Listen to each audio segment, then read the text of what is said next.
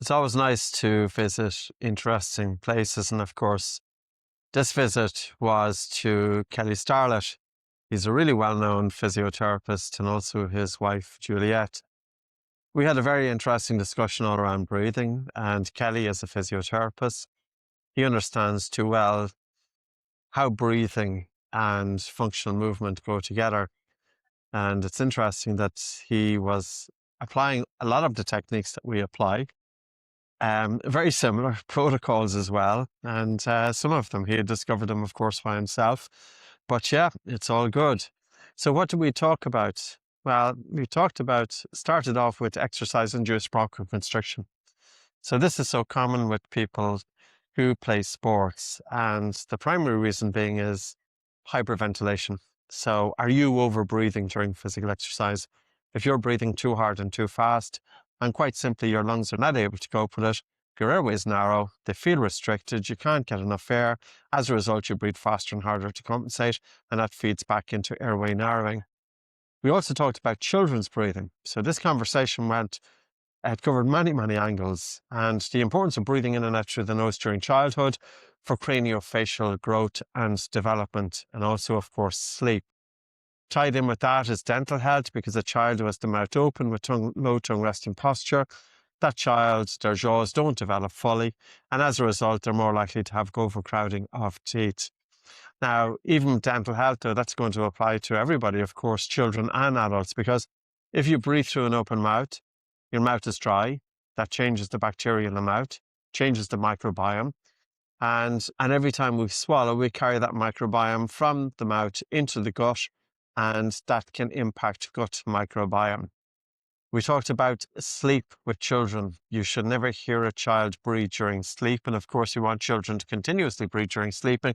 It's just that we shouldn't hear their breathing, because if you can hear a child breathing during sleep, it implies that there's a resistance to their breathing during sleep. Then we went on to breathing for females. And it's known since 1905 that females breathe differently to men. So for younger females, different phases of the monthly cycle, post-ovulation, middle luteal phase, there's an increase in progesterone. Progesterone stimulates breathing. And as a result, she will be breathing faster and harder. That can lower carbon dioxide levels by as much as 25%, increases pain perception, reduces pain thresholds, contributes to fatigue, anxiety, panic disorder, etc. And unfortunately, a lot of women are not aware of it, but it would be very important to check and track the BOLT score, which is the body oxygen level test. You'll find it's described in other videos on this channel. Measure your BOLT score across different phases of the monthly cycle and just check, does your BOLT score lower? It's hard to give you a figure, but does it lower quite considerably? And more importantly, does your breathing feel more effortful during that time? Breath training will be very, very important. And I'm not talking about any breath training, but I'm talking about reducing your sensitivity to carbon dioxide, looking at breathing exercises to improve your breathing from a biochemical point of view. So how might you start? Well, you could start breathing in and out through the nose, and not just during rest, but also during light to moderate physical exercise. Because as you breathe through your nose, carbon dioxide increases in your lungs and blood. You're exposing your body to increased carbon dioxide, and that in turn then can help to improve your CO2 tolerance and reduce your sensitivity to carbon dioxide. But you could always practice breathing light, breathing less air. So here you're sitting down, you can put one hand in your chest, one hand just above your navel, and the objective here is to take less air into the body. Because you're breathing less, carbon dioxide can't leave the body so quickly. Carbon dioxide accumulates. You feel air hunger, and gently breathe softly to maintain that sensation of air hunger for 3 to 5 minutes. And that also will help to reduce your sensitivity to carbon dioxide. Always bear in mind that how you breathe during wakefulness is going to influence how you breathe during sleep. What else did we talk about? We talked about the diaphragm and many reasons why people can breathe upper chest. And upper chest breathing is pretty common. I know it gets a lot of attention, but what doesn't get attention is whether the person is breathing through an open mouth or not. Quite simply, if you have your mouth open, you will typically reduce recruitment of the diaphragm and you will breathe more in the upper chest. And the other factor that can contribute to upper chest breathing is when you feel that you're not getting enough air. So then the question to ask is, can you achieve optimal recruitment of your diaphragm if you're going around with your mouth open and if you have a poor bolt score? And the answer is no. So if you want to really harness the benefits of optimal, normal breathing using the diaphragm, a good recruitment of the diaphragm, have to breathe through your nose, tongue resting in the roof of the mouth, and also work to build your bolt score up above 20 to 25 seconds.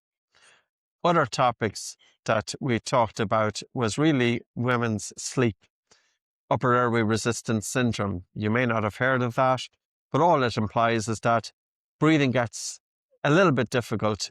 It's difficult for air to flow so easily from the nose, from the mouth, into the lungs and back out again. And because that increases the effort to breathe, that in turn can take the person out of deeper sleep. It's more common in females than men. Also associated with that is that you could have a low arousal threshold, meaning that you wake up quite easily from sleep. So the two often go hand in hand. So if you're wondering why are you waking up at 3 o'clock in the morning and you're lying there and you just feel that you can't get back to sleep, well, maybe you have low arousal threshold. So what are the features there? Well, one is hyperarousal. So if, for example, we are breathing a bit too fast and hard, upper chest, mouth breathing, well, quite literally, the body is telling the brain that we are stressed. And if the brain interprets that the body is under threat, the brain is not going to allow you fall asleep. So we have to tell the brain that we're safe. And one way we can do that is by changing our breathing patterns. So what's optimal breathing? Well, the best way to consider this is it's the opposite to how you breathe during stress. And I think you have an idea of how your breathing changes when you get stressed. We breathe faster, we breathe harder, we breathe upper chest, we stop breathing, we sigh more, we have the mouth open. We breathe out fast. In other words, the ratio of the breath in to the breath out is quite similar, 1-to-1. Well, that's not good breathing. And it's not just that we breathe that way during stress, but also if we're breathing a little bit like that all of the time, it's signaling a stress response. So optimal breathing is breathing the opposite to how you breathe when you are stressed.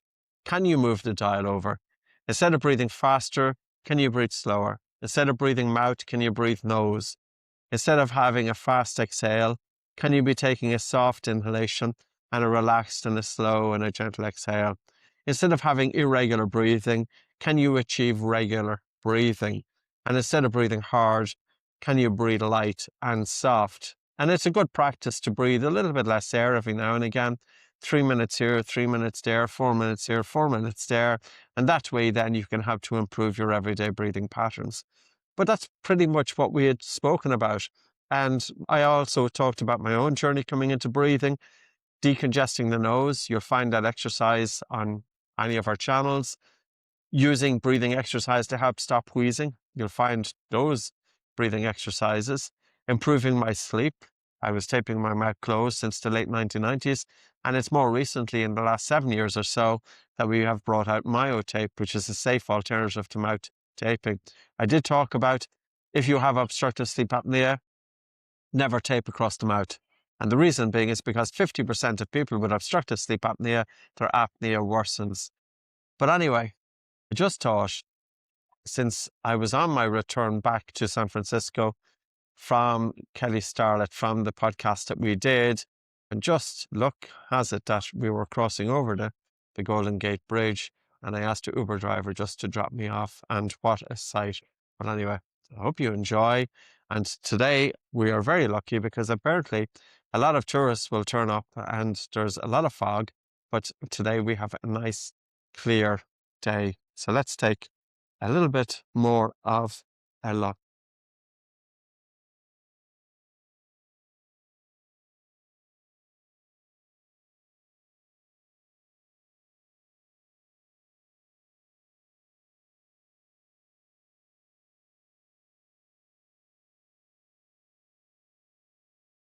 So in the distance there, I'm not sure if you can see Alcatraz, so notorious, and plenty of notorious individuals in there. And yeah, I wonder how did they breathe. But anyway, that's our topic for today. So remember, breathe in and out through your nose, and even to enjoy a beautiful view like this, we have to be out of our heads. And this is something that you just gently practice over time, not to spend so much time in your head. Bring your attention onto your breath, into your body, into present moment awareness. It's something that we do gently here, gently there. And then whenever you want to really appreciate a site or an engineering feat or a work of art or nature or anything that's quite monumental, it's very important to be able to see that, to feel it, to experience it, and not to do it through analytical thought. But anyway, that's another topic, still tied in with your breathing, of course, because you have to think about your brain and you have to think about blood flow to the brain. And yeah, breathe in and out through the nose and breathe LSD, light, slow, and